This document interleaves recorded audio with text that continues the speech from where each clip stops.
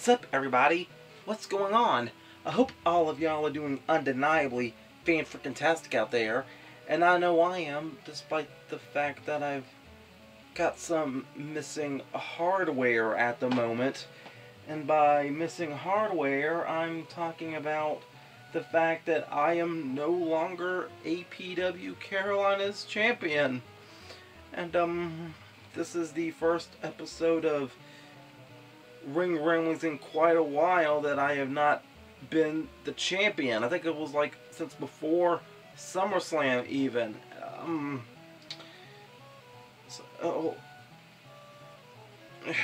Yeah, I'm still not emotionally recovered 100% from that defeat. But the healing process, it's been slow, but it's been steady. It's been really steady. But yeah, well, like I said, I'm still doing fan-freaking-tastic to a very good extent because of the importance of this weekend. Specifically tomorrow. Now you see, there's a very good reason why I'm uploading this AEW Double or Nothing Ring Ramblings a day early. You see, it's because tomorrow, May 29th, the day that Double or Nothing is actually scheduled upon, is actually also the day for SSP's 7th anniversary. And one cool thing I found out about this year was that when SSP turned 6 years old, the first upload of this particular year was the Ring Ramblings for AEW Double or Nothing 2021. So, this year has ended with the Ring Ramblings for AEW Double or Nothing. So it started with Double or Nothing Ring Ramblings, and it's ending with Double or Nothing Ring Ramblings. That's double the Double or Nothing. That's quadruple or nothing. What? Mind blown. Okay, so yeah, with that being said, let's just go ahead and take a look at this stacked card. There is a lot of matches to discuss right now. And also keep in mind, I'm filming this on the Thursday before the go home episode of Rampage. So, as far as who's going to go into the finals for the Women's Owen Hart Memorial Tournament Cup thing, whatever, I don't know who the finals are. Okay, I don't know who's into the finals yet. But we'll address that in a minute. We'll address that in a minute. Alright. So, first, we got the team of Hookhausen, Hook and Danhausen, taking on the team of Tony Nese and Smart Mark Sterling. Alright. I have been a freaking fan of Danhausen the very moment I laid eyes on him in Ring of Honor. That dude is so freaking awesome. Okay. But when he made his debut in AEW, shortly after Ring of Honor went under, I was happy to see him. I was really legitimately happy to see him. But then when he had his first match against Tony Nese, and he lost as quickly as he did, I wanted to cry. I wanted to cry. So, with Danhausen teaming up with Hook, I hope Hookhausen wins, but I really hope Danhausen picks up the victory in this match over Tony. Don't worry about Smart Mark. Danhausen, please pin Tony. Alright, I'm counting on you, Danhausen. I'm counting on you. Alright, next up, the Young Bucks take on the Hardys. Oh, the Hardys. Definitely easy. No question, the Hardys. Alright, next up, the TBS Championship is on the line as Jade Cargill defends... Is it Cargill or Cargill? Jade Cargill, Jade Cargill. But yeah, Jade Cargill, or Cargill, defends against Anna Jay from the Dark Order. Alright, look.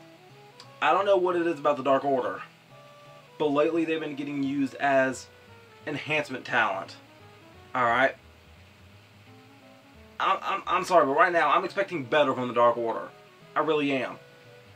And Anna Jay, bless her heart.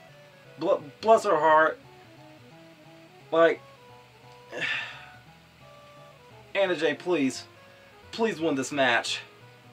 Please. I'm like legitimately rooting for you right now. I'm ready to see somebody beat Jade. And if it's you, I would be eternally grateful. Anna Jay, please win tonight. Alright, next up, the AEW Tag Team Championships are going to be defended in a triple threat tag team match as Jurassic Express, Jungle Boy, and Luchasaurus defends against Team Taz, Powerhouse Hobbs, and the FTW champion Ricky Starks. And we also got the team of Swerve Strickland and Keith Lee in the mix. I don't know what it has been about Jurassic Express, but like their reign as tag team champions, it's kind of been underwhelming to say the least. But they're not the only ones having an underwhelming reign. But I'll get to that other reign here in a minute, here in a few minutes rather. But look, I have nothing against Swerve Strickland and Keith Lee. I love those two a lot. But it seems like Keith Lee and Swerve Strickland are just thrown together for the sake of putting them on the show. Just to like give both of them something to do for the show, you know? Man. I'm gonna go ahead and give this one to Jurassic Express. Jungle Boy, Luchasaurus, just go a little bit longer, okay? I have the hunch something good's about to come for you. So, you two just keep on trucking along, alright? Alright, next up we have a 6-man tag match of the House of Blacks, Malachi Black, Brody King, and Buddy Matthews taking on Death Triangles, Pac, Ray Phoenix, and Penta L0M, or Pentagon Jr., Pentagon Dark. I don't lost track about what name he is now, okay? I know him by Pentagon Jr. I know him by Pentagon Dark because I've been following his career since Lucha Underground. The dude's awesome. So, this feud, though, it's been lasting a very long time. This match may very well be the end of the chapter. The end of the rivalry, as they say. But I'm ready for Malachi Black and the House of Black to move on to greater and greener pastures as far as AEW goes. So, House of Black, good luck tonight. I'm going to give the W to you. Alright, next up, we got Wardlow taking on MJF. Alright, so I know at Revolution it was CM Punk pinning MJF, okay? Because of Wardlow. I hate to say it, but I don't see MJF losing 2 big pay-per-views in a row. I don't. But as far as Wardlow goes, like, why? Why should he lose? I mean,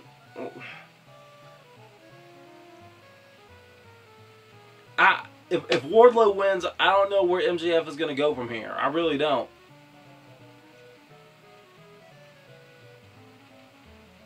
So, you know what? I'm gonna just rip the Band-Aid off. I'm gonna just rip the Band-Aid off and say Wardlow wins only because I hate MJF for all the right reasons. Wardlow, please just powerbomb the tar out of Maxwell, please. All right. Next up, we have a Anarchy in the Arena match. This was almost a stadium stampede. Almost.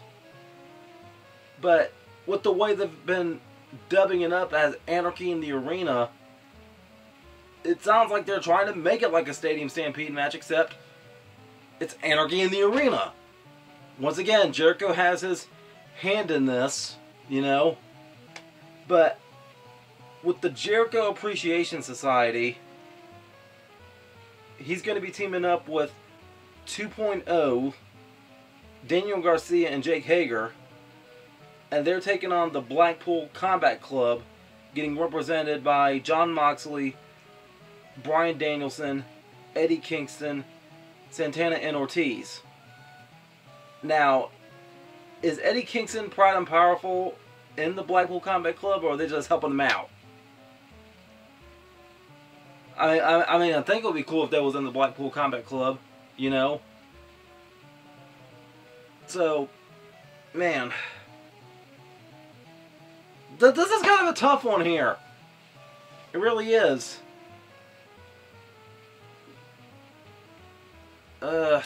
I'm gonna go with the Blackpool Combat Club on this one. I am. Only because the Wizard Jericho, he's been like a royal sports entertaining thorn in the tushy. That's the best way I can put it. And plus, like, this is his first Double or Nothing without the Inner Circle. Okay? So, he doesn't have Inner Circle with him, and this isn't a Stadium Stampede match, which I would not be against a third installment one of these days. So, I'm going to go and give this one to the Blackpool Combat Club, okay? Alright, next up, the AEW Women's Championship is on the line as Thunder Rosa defends against Serena Deeb. Thunder Rosa, she just won that championship. I don't want to see her lose it this soon. I don't.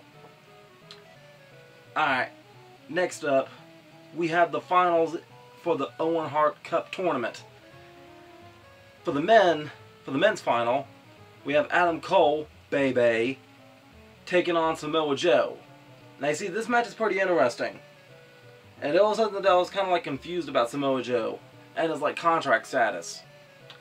So, look, I get it. The Forbidden Door, it's not so forbidden anymore. The door is wide open for almost anybody to walk through it. Especially now, seeing as how Tony Khan has bought Ring of Honor. And Samoa Joe, he is the Ring of Honor television champion last time I checked. But the winners of this match is going to show exactly where Tony Khan's loyalties lie. Alright? And what I mean by that is, okay, the Forbidden Door is good. Yes, it is. It's a good concept. But this doesn't get talked about a lot. So, AEW's roster, it is stacked as is already.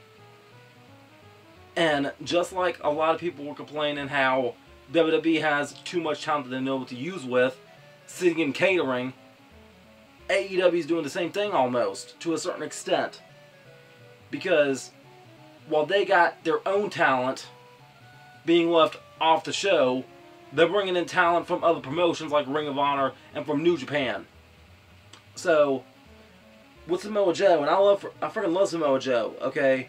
But I know Adam Cole, he is an AEW talent, but Samoa Joe, though, does he have a contract with both Ring of Honor and AEW?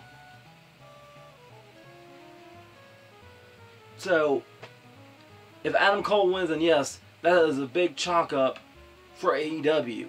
If Samoa Joe wins, that's a big chalk up for Ring of Honor. Okay? So, I'm going to go with Samoa Joe on this one. Only because I freaking love Samoa Joe. I do. Go out there, Samoa Joe, and represent the nation of violence. So I did there. Alright. Now, for the finals in the women's Owen Hart Cup tournament, Dr. Britt Baker, DMD, will be taking on Chris Statlander or Ruby Soho. Now, the thing about this match, though, is that I don't know who she'll be facing. Not at the time we filming this. Because Chris Statlander or Ruby Soho, they're going to be in a one-on-one match on Rampage the day before this is getting uploaded. But you see, I don't think it matters, though. You see, Britt Baker, she has come this far. She has come this far into the tournament. And you know what? It almost feels like she lost the championship specifically to win this tournament. Oh yeah, good news. She was the AEW Women's Champion. And oh, how convenient. There's a Owen Hart tournament coming up. Yeah, I could definitely win that to pad my accomplishments too.